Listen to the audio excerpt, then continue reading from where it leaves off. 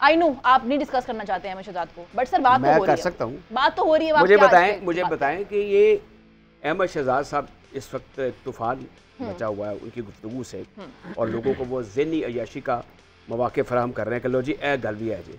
अच्छा, ये क्रिकेटर्स का काम होता नहीं था, ये क्राइम रिपोर्टर की बीट होती थी या इन्वेस्टिगेटिव रिपोर्टर की बीट होती थी। अच्छा, हो ये रहा है। अब पहली बात ये है कि जब आप डिस्कशन करते हैं क्रिकेट की तो बड़ी दिलचस्प, बड़ी अब्जॉर्विंग होनी चाहिए। ये नहीं कि आप बैठे हुए हैं और आप दास्तान बयान करते जा रहे हैं, लंबी बातें करते जा रहे हैं। Not at all. उसमें क्रिस्पनेस होनी चाहिए, उसका म्यार बड़ा ऊंचा होना चाहिए, हाईली टेक्निकल होनी चाहिए, हाईली इन्फॉर्मेटिव होनी चाहिए। अच्छा, इसको कॉइन करने के लिए थोड़ा मुतालिया, मुशाहिदा और दिमाग का इस्तेमाल करना पड़ता है। जबकि आपकी बम्बार्डमेंट होती है एक इदारे के ऊपर और उससे मुतल्लिका जो लोग काम कर रहे हैं, जो हाजिर सर्विस है उनके ऊपर, ये बात समझ में आती है। अच्छा, इसका कोई असर नहीं होना चाहिए, लेकिन बदकिस्मती से हमारा जिन लोगों को मीडिया पर बैठ के टारगेट किया जाता है ना, उनका पीछा हौला होता है। मैं एक दफा इजाज बड़ साहब बैठे हुए थे, वो कहते हैं मुझे आप पता करो बार मीडिया ले बैठने के लिए बैठे मैं घर जाना। ऐसे लोग भी थे, और ऐसे भी थे, ऐसे चेयरमैन भी थे जिन्होंने बाकायदा एक डायरेक्ट नंबर दे के उनसे डायरेक्ट बातचीत करते थे, जो कि दुरुस्त नहीं है, चेयरमैन के शान नहीं है। अब ये अहमद शहजाद साहब के बारे में मैं सुबह गुफ्तगू शरीद कर रहा था, बहुत बड़े क्रिकेट ऑर्गेनाइजर हैं, मियां असलम तो ICC के अंपायर भी रहे हैं। अच्छा, ये एक एक्सट्रीमली टैलेंटेड यंग लड़के थे और ये पढ़े लिखे भी थे, लेकिन जैसे वो एक अब लगता है कि ही इज़ ओल्ड हेड और यंग शोल्डर, वो बड़ी बड़ी बातें भी करते हैं, बात लगता है कि बातें अच्छी भी हैं। वो आपको अताउल्लाह शाह बुखारी बनने की कोशिश कर रहे हैं, वो ऐसे ऐसे जुमले कसते हैं, ऐसी ऐसी बातें करते हैं, और उनको हलाशेरी देने के लिए भी लोग इर्द गिर्द मौजूद रहते हैं। क्योंकि अब जो देखने वाले हैं, आई एम सॉरी टू से, कि वो तमाशाई नहीं बल्कि तमाशबीन बन गए। अब इसमें सारी सूरत हाल क्या है कि जो बात हमारे क्रिकेट वर्ल्ड कप चल रहा है और एक मैच दूसरा हो रहा है। अब देखें ना, एक मैच दूसरा हो रहा है, अब हारस रोज का इशू शुरू हो गया है। वो I am not enjoying it at all, I tell you. कोई भी संजीदा शख्स जो है सूरत हाल से वो खुश नहीं है कि जो कुछ हो रहा है। अब ये देखें ना कि एक वो डिबैकल हुआ, ऊपर से ये कोई बड़ी तकलीफ किस्म की खबरें आती हैं, विजुअल्स आते हैं कि ये सब कुछ हो रहा है। जहाँ तक इस सारे एपिसोड का ताल्लुक है, ये हलाशेरी देने में मीडिया हाउसेस के बाद अफराद का भी हाथ, चुको भड़काओ। अच्छा, लाहौर कराची की एक बैच शुरू कर देंगे कि ये पंजाब का है, ये कराची का। एक मेरे दोस्त है, बड़े लीडिंग एंकर है कराची के, वो मुझे कहने लगे जी पंजाबी में कमेंट्री शुरू हो गई है। वो मैंने कहा पंजाबी जो है सारे पाकिस्तान में समझी जाती है, सिंधी में भी होनी चाहिए, बलोची में भी होनी चाहिए। भाई देखिए, कराची पर मेरा भी उतना हक है जितना कराची में रहने वालों का। सो इज अबाउट जो कराची में रहने वाले हैं, उनका भी जुज़्वेला जनपद है लाहौर, इसका कल्चर जो है तो सबका मिला जुला है। ये चीज़ें आपस में मुख्तलिफ मुल्कों में, सिडनी का और मेलबर्न का चलती रहती है, इंडिया में भी ये चीज़ें चल रही हैं, शहरों में आपस में, ये हेल्दी चीज़ है, इसको बुरा नहीं समझना चाहिए। लेकिन जहाँ तक आप बात कर रही हैं अहमद शहजाद की, अहमद शहजाद जिस बात पे फुनफुनाते फिरते हैं, ऐसी कोई बात है नहीं। बहुत अच्छे क्रिकेटर थे, बड़े अच्छे इंसान भी होंगे, लेकिन मुझे लगता है वो भटक गए। आप मुझे आखिर में बात बताएं, नासिर हुसैन है, आर्थर्टन है, और उससे पहले सीनियर बॉयकॉट थे, वो टीवी में बैठ के कमेंट्री करते थे या प्रोग्राम करते थे, ऐसी गुफ्तगू करते थे, इतनी शानदार। कभी देखा है, चले बॉयकॉट ने इक्का दुक्का काम कर लिए कि कभी वो इंग्लैंड क्रिकेट बोर्ड में आ गए हों, या इवन हमारे नेबरिंग मुल्क में थे कि माजवाए रवि शास्त्री के कोई शख्स कमेंटेटर जो है या टीवी में बैठ कर डिस्कशन करने वाले वो BCCI का हिस्सा बन गए हो। हमारे यहाँ पर ये है कि आप एस्पायर करते हैं, ये बोल रहे हैं, अब आप नाम ले लें, हमारे दोस्त ही हैं। अच्छा, एक और चीज़ है,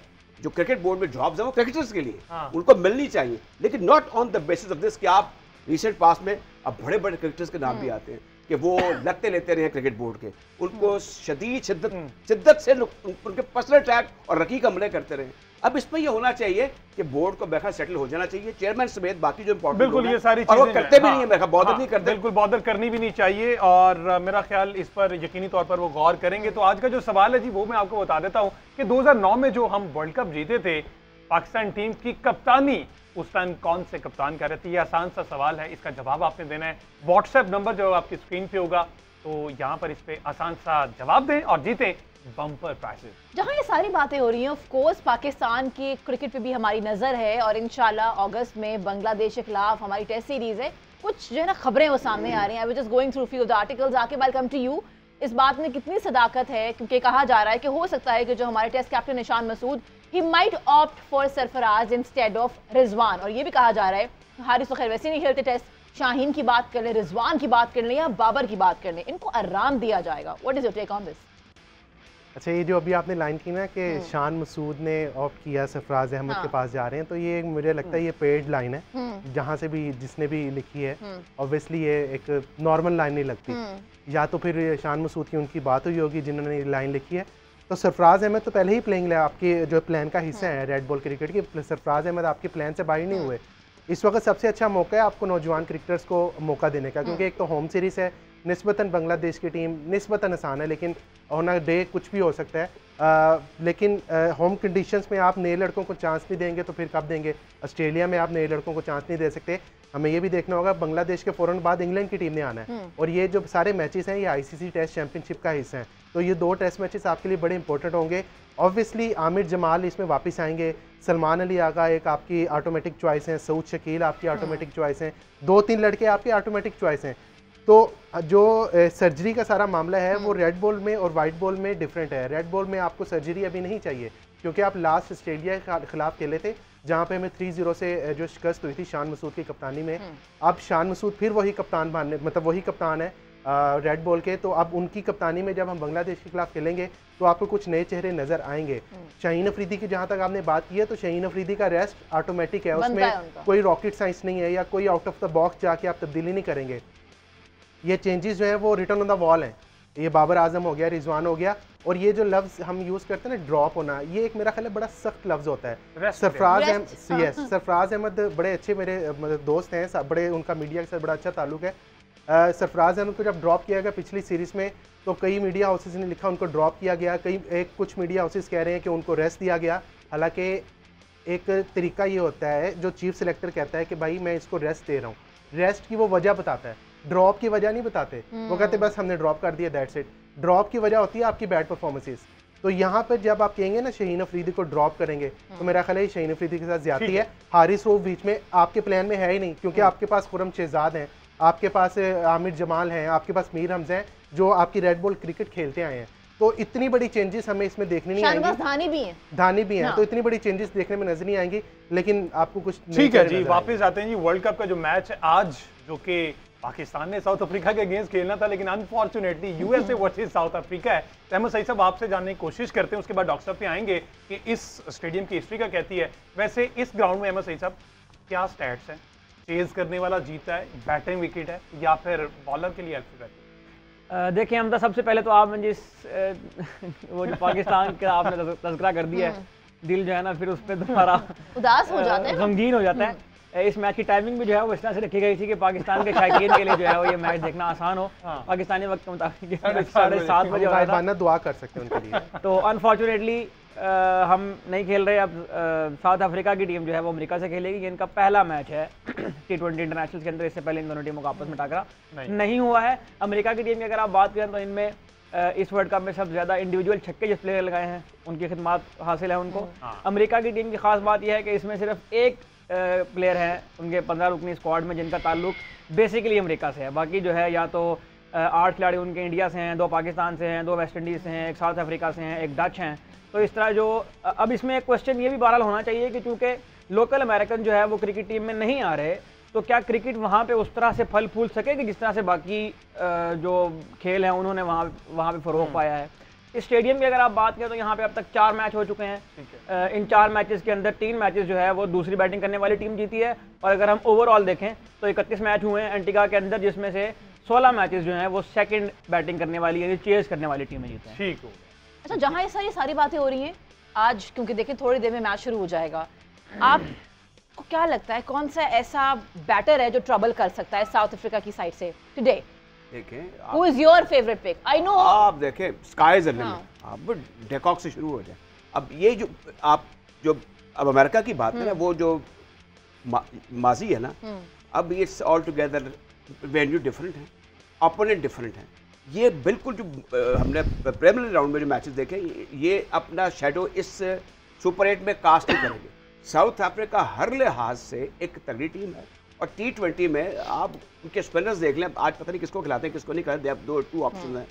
तो इसमें बैटिंग तो उनकी इतना बड़ा पावर हाउस है, और उनका जो स्ट्राइक रेट है और उनकी जो कन्विक्शन है about opponent whosoever it is, America है ठीक है, लेकिन अब हम जो बात कर रहे हैं ना कि इसमें हमने अभी तक आपने बंगालियों का जिक्र नहीं किया, वो बांग्लादेश भी एक पुरानी टीम है। बहरहाल जहाँ तक साउथ अफ्रीका का ताल्लुक है, उनकी जो बैटिंग लाइनअप है, उनकी जो ऑन स्लॉट है, उनका जो स्ट्राइक रेट है और उनका उस सिचुएशन में जो कि उनकी देखी भाली है, और ये भी याद रहे कि वो अनडिफीटेड चलते आ रहे हैं अभी तक, मतलब अभी तक वो शिकस्त के करीब तो गए हैं लेकिन उन्होंने उसका मज़ा भी चखा नहीं है।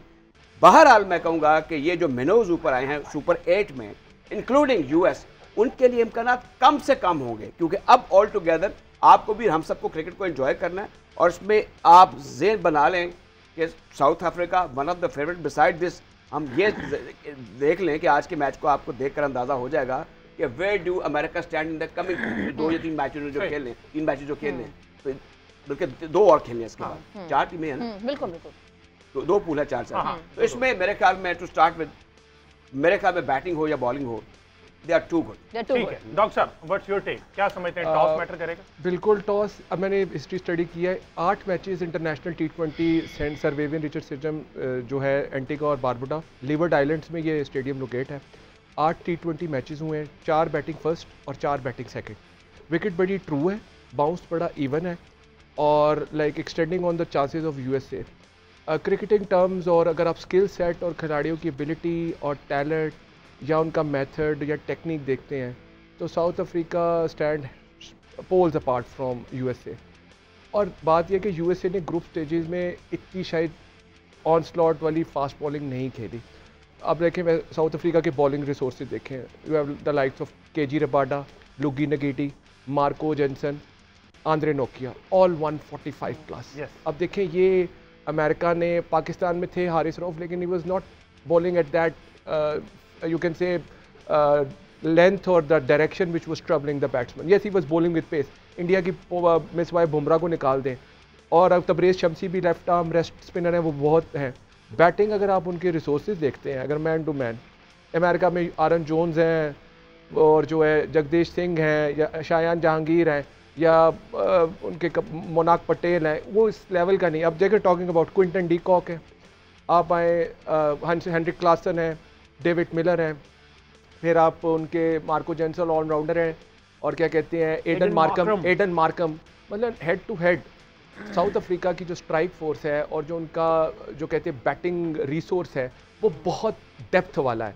और bowling I would say south जो पेस होगी, जिस लेंथ पे वो बॉल करेंगे, क्योंकि वो शॉर्ट ऑफ लेंथ करेंगे, वो इन अनईजी एरियाज़ में करेंगे और जो true nature of the bounce है और उसमें वेस्ट जो USA के बॉलर्स हैं उनको वो वाली लीवरेज नहीं मिलेगी। ये it will not be a two pace और अ स्पंजी बाउंस, बॉल रुक के नहीं आएगा, बॉल ब्रेक नहीं करेगा। अमेरिका किसको खिलाएंगे, केशव महाराज को खिलाएंगे या शमसी मेरी? ये केशव महाराज को ज़्यादा चांस है बिकॉज वो ज़्यादा कंट्रोल उनको देते हैं, लेकिन अगर अमेरिका थोड़ा सा, क्योंकि वो रिस्क ले सकते हैं क्योंकि उनकी फास्ट बॉलिंग स्ट्रेंथ बहुत ज़्यादा है, वो एक बैट्समैन लाइट भी चाहते हैं क्योंकि अगर मिडल ऑर्डर में क्लासन या डेविड मिलर जो उनको स्ट्रेंथ देते हैं या मार्को जेनसन, तो वो बैलेंस आउट करके 5 बॉलर्स के साथ भी जा सकते हैं। टू मच, क्योंकि क्विंटन डी कॉक भी कीपिंग करते हैं, हेनरिक क्लासन भी, तो लग्जरी साउथ अफ्रीका के पास ह्यूमन रिसोर्स बड़ा ज़बरदस्त, बड़ा बैलेंस अटैक है। और जो विकेट है ना, वो अमेरिका को उस तरह फेवर नहीं करेगी, ना बारिश है, ना पे यहाँ पे ओवर हेड कंडीशंस हैं, या ना पे बॉल स्विंग करेगा, ना सीम करेगा। आंद्रे नोकिया, मार्को जेनसन, लुगी नगीटी या KG रबाडा अपनी पेस से उनको जो है आउटस्मार्ट करेंगे।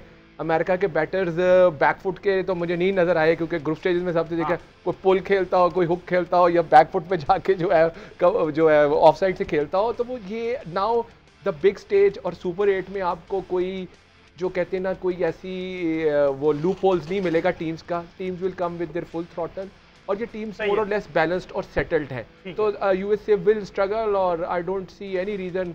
साउथ अफ्रीका के ऊपर एक चोकर्स का टैग ज़रूर है, बट सुपर 8 में अभी ये लाइक अभी वो चोकर्स वाला क्वार्टर फाइनल, सेमीफाइनल या फाइनल नहीं आया, तो I think south Africa will convincingly win this. तो जहां ये सारी बातें हो रही हैं वहां पे कल भी एक मैच है, जब हम आएंगे तो उसका रिजल्ट भी आ चुका होगा। सुबह 5:30 बजे मैच है, it is going to be 42nd number of the world cup match. It is going to be very exciting, क्योंकि एक तरफ होगा टेबल टॉपर और दूसरे ग्रुप की जानिब से सेकंड पोजीशन को बरकरार रखते हुए इंग्लैंड होगा। जनाब, अगर हम बात करें वर्ल्ड कप की हिस्ट्री के एतबार से, 6 मैचेस खेले उन्होंने हिस्ट्री में, 6 में से जनाब जो अभी रिसेंट मैचेस हमने देखे हैं ना, चारों के चारों मैचेस खेले वेस्ट इंडीज़ ने, जीते। लेकिन अगर बात करें इंग्लैंड के, तो जनाब 2 मैचेस विन किए, 1 मैच हारे और 1 तो वॉश आउट हो गया था। कल क्या लगता है कि 100%, 90% West Indies is going to dominate, या इंग्लैंड भी उन्हीं के होम ग्राउंड में जाके उनको ट्रबल कर सकती है? देखिए हिस्टोरिकली वेस्ट इंडीज डोमिनेट तो कर रहा है T20 इंटरनेशनल के अंदर। 29 T20 हुए जिनमें 17 मैचेस जो है वो वेस्ट इंडीज ने विन किए हैं, और वर्ल्ड कप के आपने 6 मैच का तज़किरा किया तो इंग्लैंड सिर्फ एक बार जो है वो जीतने में कामयाब हुआ है। गो के इंग्लैंड जो है वो 2010 में वेस्ट इंडीज़ में ही